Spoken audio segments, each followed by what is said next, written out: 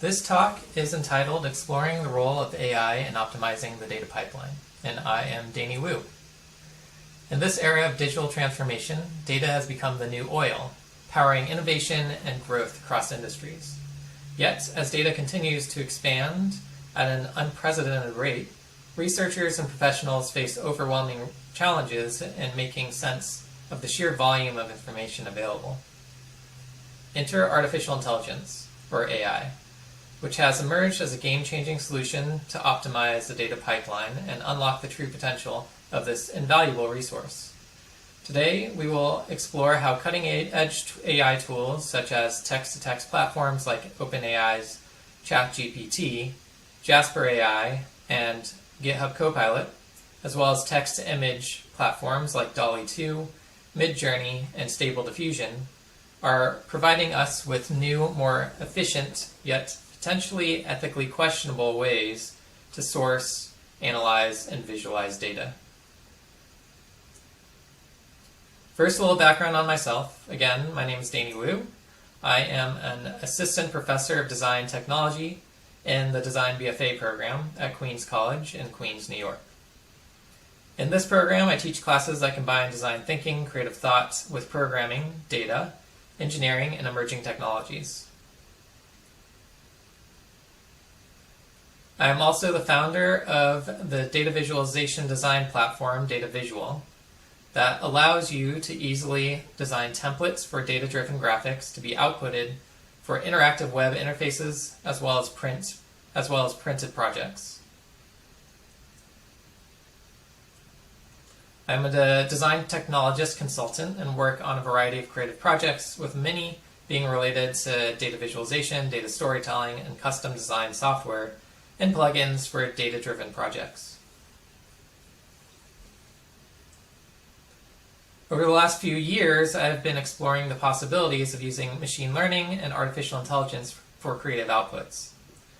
For this particular project, I scraped all the IMDb data for every Lifetime movie created, used that data to train a text-generating neural network, which then outputted new movie titles and descriptions based on the Lifetime movie data I fed it. Some of the examples made perfect sense, like Secret Christmas and Stranger in Heart. They sound very much like Lifetime movie titles. But at the time, the longer descriptions did not really make a lot of sense.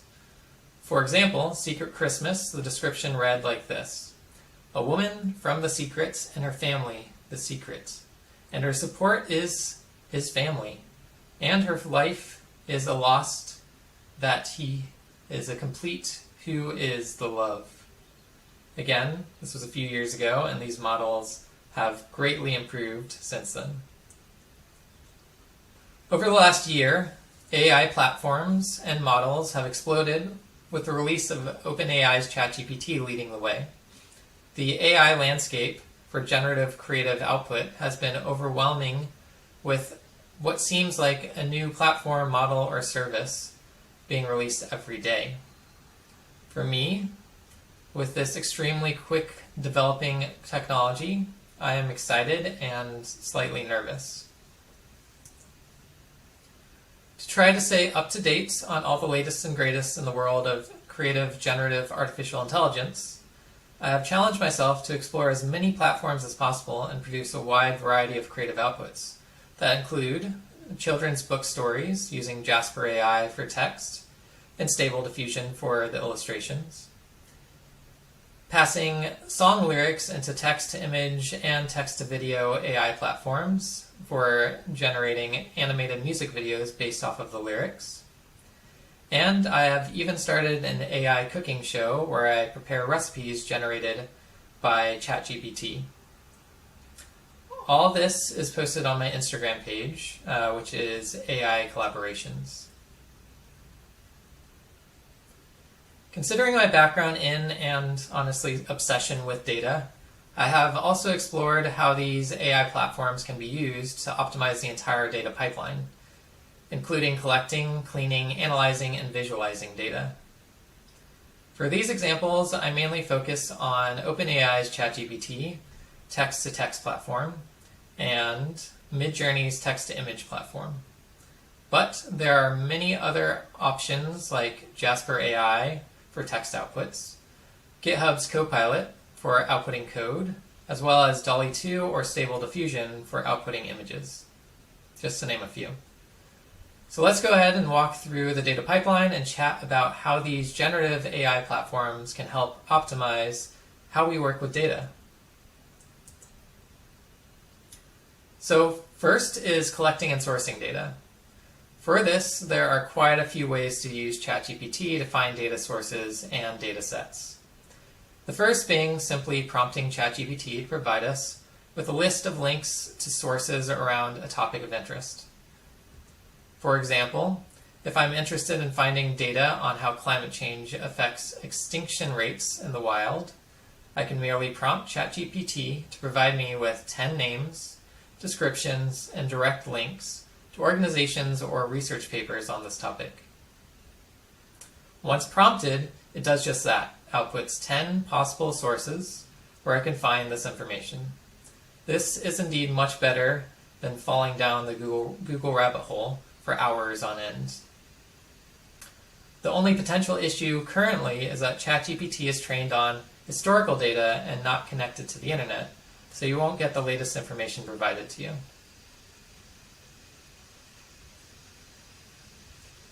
Another way to use ChatGPT to find data for a project is to prompt it to provide you with more specific data and data points, and request that the output is in a specific data format. For this example, I'm asking ChatGPT to pull out specific data points around the top 10 happiest countries according to the World Happiness Index in 2020. Not only can I request the countries, but I can also request other potentially useful information related to happiness about those countries, like GDP, birth rate, population, and average life expectancy. And again, if I request it to be in a tabular format, it will provide it in that format. Once the output is complete, then you can simply copy and paste the table into your favorite spreadsheet application. One thing to keep in mind is that as of right now, it appears that ChatGPT can sometimes get stuck after a certain number of rows. So it can really only handle anywhere between like 30 to 50 rows at this point when it comes to the output. Again, it is good to keep in mind that this data is based on historical data and not current. Another potential issue is the possibility of inaccuracies, since the output is only as good as the data it was trained on. So I highly encourage you to proof the output before using it. Another way to do something similar, but allow for more customization, is to use the Google Sheets plugin, ChatGPT for Sheets, created by GPT for Work. This plugin allows you to prompt ChatGPT's API directly in a cell within Google Sheets. For example, if I am making a similar request as before to provide me with the top 10 happiest countries, along with other data related to each country, but it is prompted and outputted directly in the spreadsheet format.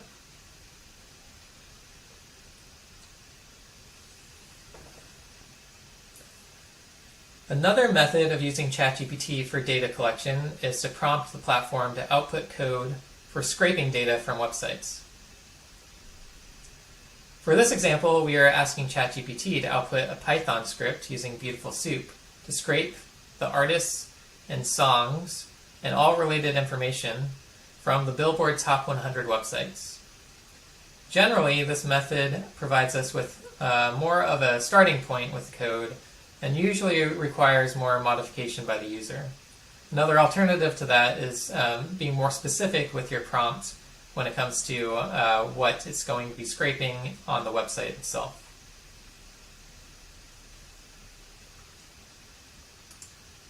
So as you can see, the prompt generates the code for us that we can then download and use and scrape the website for all relevant data.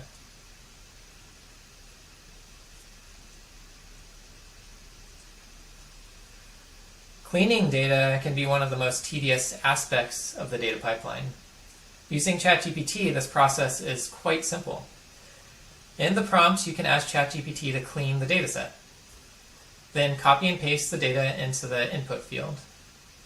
I also request that the outputs be a table-based format. In this dirty dataset example, there are multiple date formats, missing data points, misspelled city names, strange characters instead of spaces in the street addresses, and other unwanted characters. When passed into ChatGPT, the output is what is expected. All the date formats are the same, the missing data is filled in, the city names are all spelled correctly, and the unwanted characters are removed. In this example, I also requested that we add another column that averages the min and max values, which it also includes.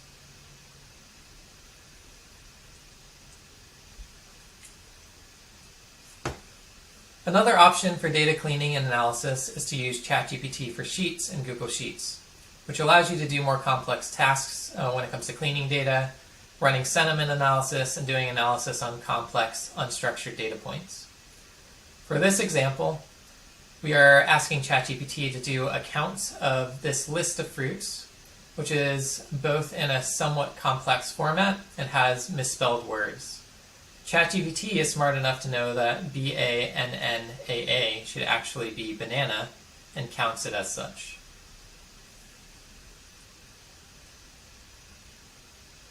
Just like with the web scraping example from before, you can prompt ChatGPT to output code for you to run SQL queries, scripts in R or Python to help with data analysis, data cleaning, and visualizing for insight. You can also use ChatGPT to give you a detailed description of any bit of code so you can gain better insight and understanding into how the code works. Lastly, you can use ChatGPT to help debug your code, which can always be a tedious process and usually ends up just being a missing comma or semicolon or a misspelled variable.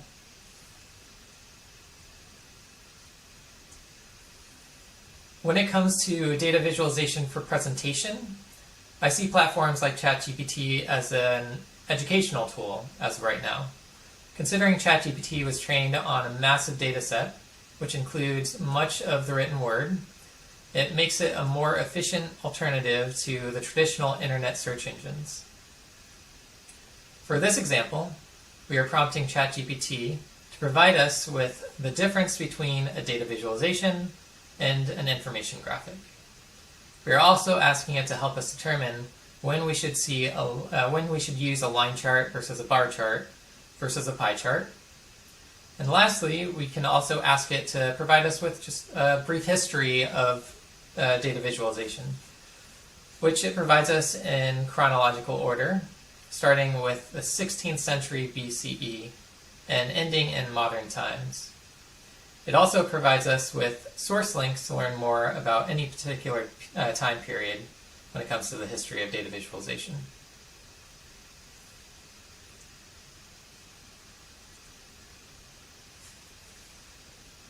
So the advancements in text-to-image generative AI platforms like DALL-E 2, Stable Diffusion, and Midjourney can also be used as a great tool for ideation and design concepting for infographic poster designs, as well as data dashboarding tools. The two examples here were created using Stable Diffusion and Midjourney. One is a poster designed inspired by the World Happiness Index, and the other is inspired by the rise of generative AI platforms. At this point, these platforms don't allow for data input, so the charts, graphs, and maps that are rendered can only be used for inspiration. But honestly, I suspect that will change very soon. Considering ChatGPT can generate code, we can also use it to output code for visualizing our data for presentation. In this example, we are asking ChatGPT to generate HTML, CSS, and JavaScript code for a simple line chart using the D3.js framework. Again, this will generate a basic template that you most likely will need to modify slightly after it's outputted.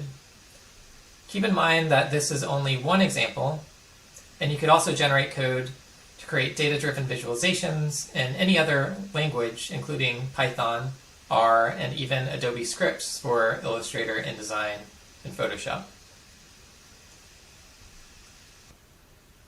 This area is a quickly changing technology with new features, models, and projects being released daily.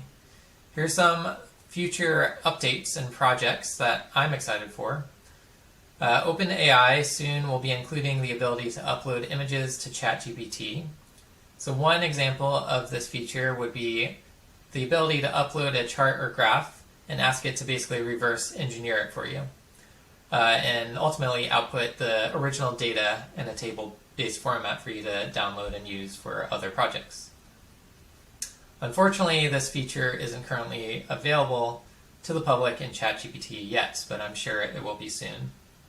Another interesting project that was actually shared on the Data Visualization Society Slack channel is Viz2Viz research project that uses Stable Diffusion to upload an image of a chart and generate photo visualizations based on that chart.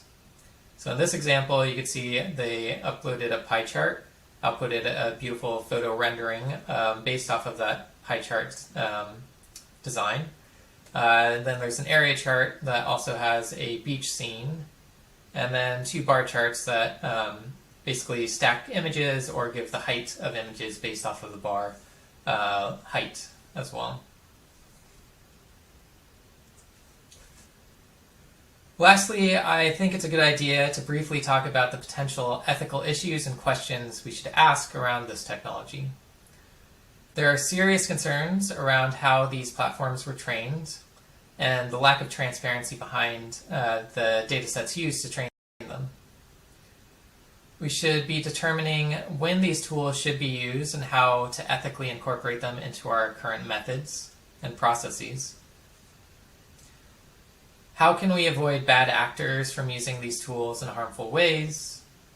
How do we avoid the bias in the data sets and the platform creator's bias to be passed into the models and ultimately into the outputs from those models?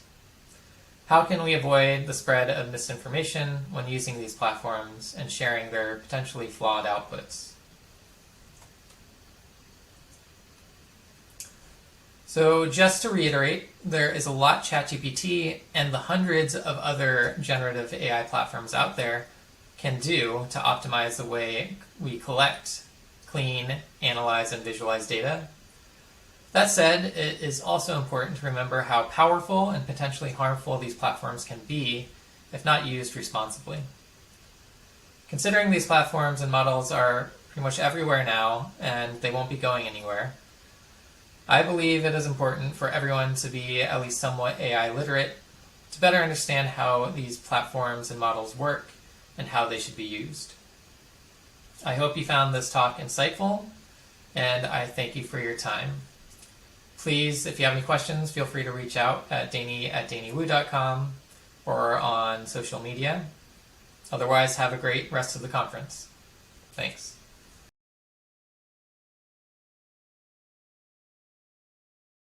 Sean says ChatGPT can also just provide made-up data since it is an LLM. It can make up links and data sets that come across as accurate, if not fact-checked. I've also heard about companies being wary due to the possibility of using copyrighted data that it may have been trained on and then outputting something like that as a response. How do you take these into consideration when designing your data pipeline?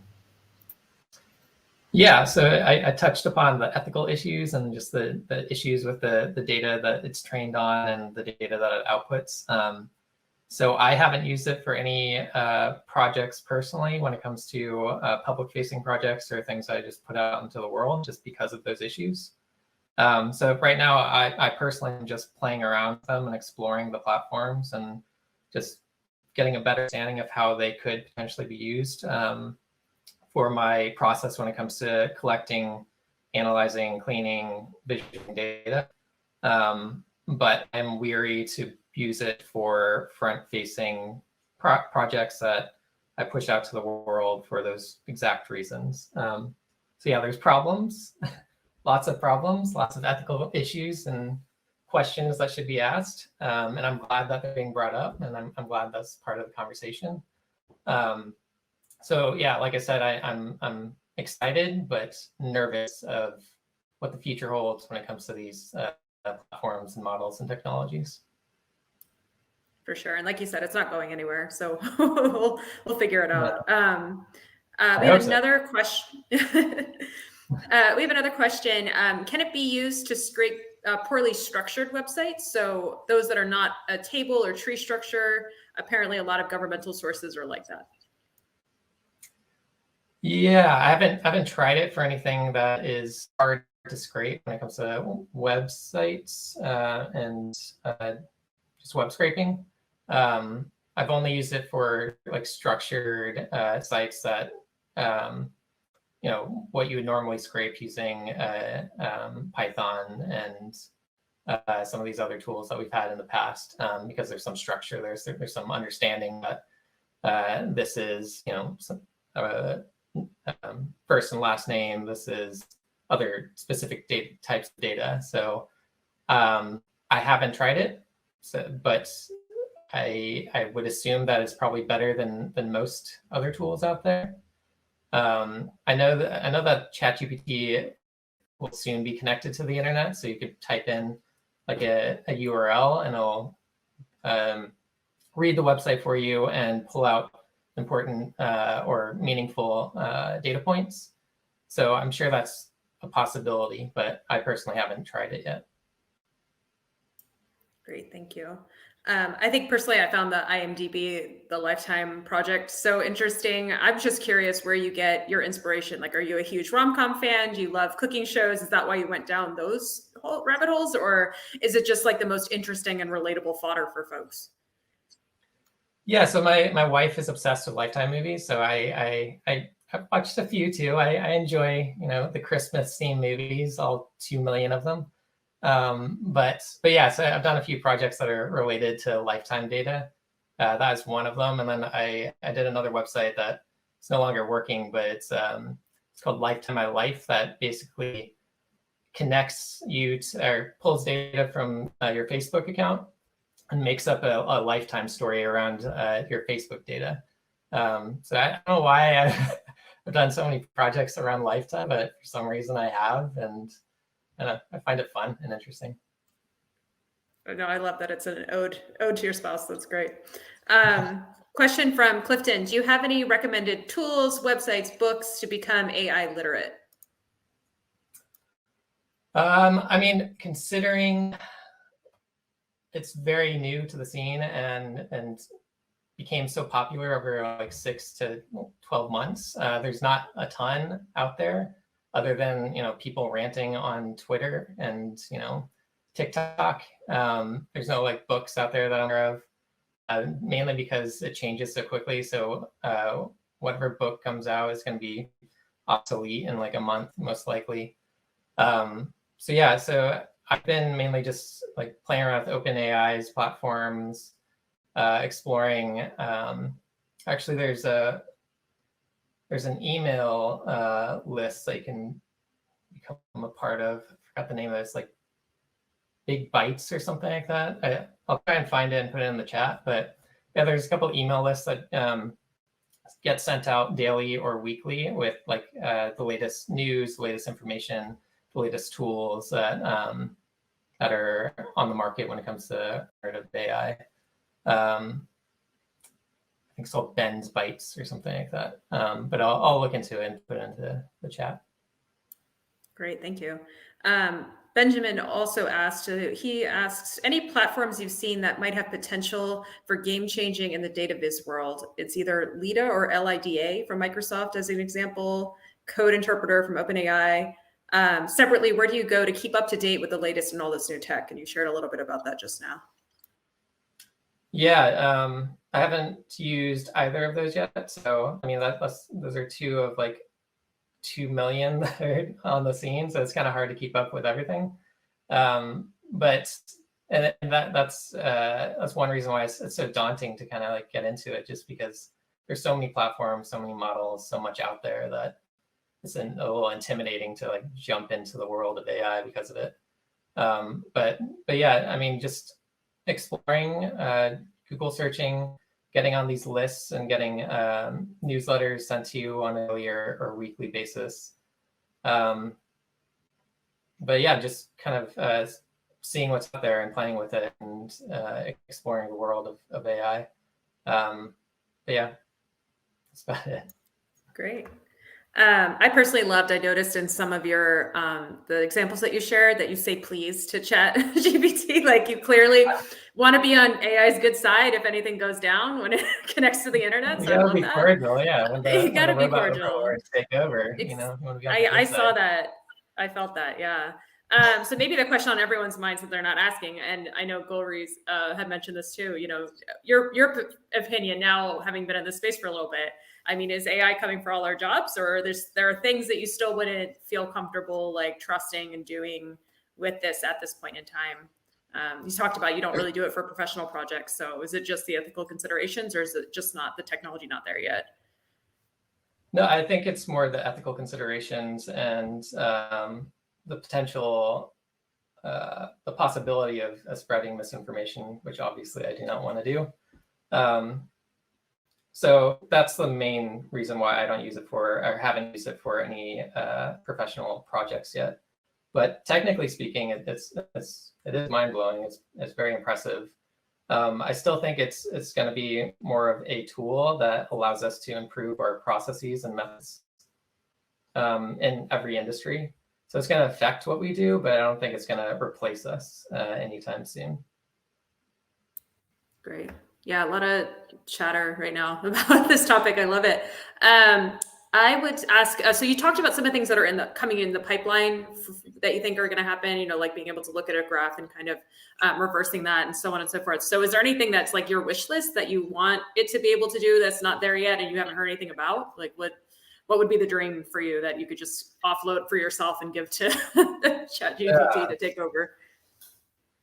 I think there's a lot that it already can do that I'm happy about and was already on my wish list. I think just general improvements, like when it comes to outputting code or collecting and aggregating data sets, just improvements in that, and listing sources for that, so I can like reference back to where the data is coming from and just prove it and check it and make it a little easier for me to be comfortable with its accuracy. Yeah, I'm really excited about the option to upload images and reverse engineer charts and graphs. I teach data visualization, and a lot of my students find data in a bar chart or line chart that is just a static image, but they want to play around with the numbers for their own projects, and it's really hard to get that data out manually. So if there's a way to reverse engineer those static like JPEGs of line charts and bar charts and pie charts and output like a spreadsheet, I think that would be really helpful. But yeah, I think there's a lot that it's already doing that it could be improved upon. But it's just going to get better and better and more amazing in the future, and maybe more terrifying. Agreed. Yeah, no, I love that. And I think there's some potentials for accessibility as well. If you're able to get ChatGPT to write you like alt text, or if nobody wrote you alt text, you could just have it tell you what the data set was. I think there's some good it can do in that space as well. Yeah, definitely. So I know a lot of chatter, everyone's really excited about this topic. I'm sure more and more people are going to want to explore what you're exploring. So any advice for them in getting started with this work? Any lessons that you learned right off the bat that you wish somebody had told you when you imparted on this?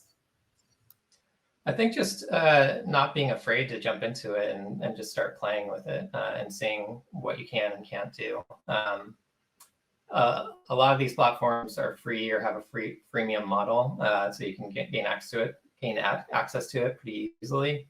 Some of them are open source, like Hugging Face just released Hugging Chat, which is an open source version of ChatGPT. Stable Diffusion is open source when it comes to text to image generation. And then there's another platform called Deforum that I use for text to video as well. which uses Stable Diffusion as a means to create the visuals and each still for the video. So yeah, just don't be afraid to jump in and play and explore, and follow people on Twitter and Instagram that are doing really interesting work in this field, and get inspired by that. But yeah, just have fun with it, but also understand that there's ethical issues behind it, and questions that need to be asked, and just when it comes to pushing anything out publicly that's generated from it, just be weary of doing that, or proof it and have an understanding of its accuracy before you do. But yeah, play and explore. Great advice. Thank you. So we're about to move into our next session. And thank you so much for your time. And there was one more question in the chat, if you don't mind maybe connecting with Benjamin later. He had some questions since he teaches a Data Viz 101 course, and wanted some advice in that space. So we'll hopefully get to that offline. But in the meantime, thank you again so much.